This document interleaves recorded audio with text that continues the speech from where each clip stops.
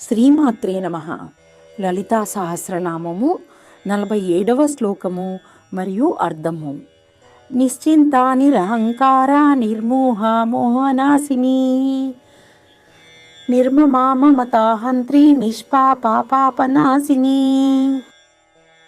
విశ్వాన్ని పరిపాలించే అపారమైన బాధ్యత ఉన్నప్పటికీ పరాశక్తి అయిన లలితా త్రిపుర సుందరి తన వివిధ మంత్రులకు పనులను అప్పగించి కలవరం మరియు చింతలేనిదై నిర్గుణగా ప్రాపంచిక విషయాలైన ప్రేమ, ద్వేషం, ఆనందం, దుఃఖం వంటివి సృష్టించే మనసు యొక్క ధోరణికి అతీతమైనదిగా, వ్యక్తిగత మరియు పరిమిత చైతన్యం యొక్క లక్షణమైన నేను లేదా నాది అనే భావన లేనిది.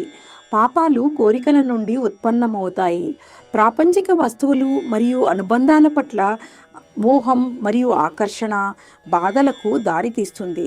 అటువంటి అన్ని కోరికల నుండి విముక్తి పొందినందున అమ్మ స్వాభావికంగా పాపరహితంగా, లోపాలు లేదా మచ్చలకు అతీతమైనదిగా, మోహము మరియు స్వార్థాన్ని నాశనం చేసేదిగా పరిగణింపబడుతుంది.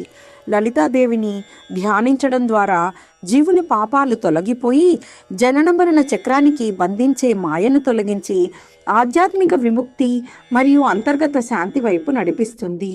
స్వస్తి.